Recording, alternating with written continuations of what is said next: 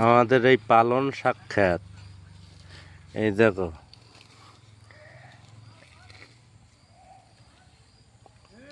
আমাদের এই লোকজন সব এই কাজ করছে, পালন শাক রান্না হবে। তাই এই দেখো কত সুন্দর। না না, তোমার কোনো বক্তব্য আছে? আমরা এই ভোর দিন কি ঘুরে বসবো? ঘুরি বসি একটু বক্তব্য বলো। আমরা এই ভোর দিন খাটাখাটনি করে মোটামুটি এই পালং শাক আর ডাল দিয়ে রাত্রি খাওয়া দাওয়া হবে।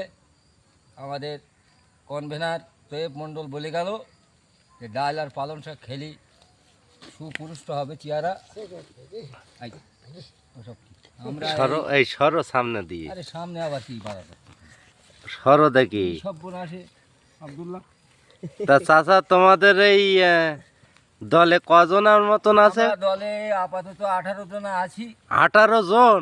18 জন। তা সবাই শুধু পালন শাক দিয়েই খাবে? শুধু পালং শাক আর ডাল দিয়েই হবে রাতের বেলা? রাতের বেলা কাজু করে হবে। কুমড়ো পুঁই শাক আর কি দিয়ে একটা ঘ্যাঁট হবে। আচ্ছা আচ্ছা। ওই বাগানে নিয়ে যাবে।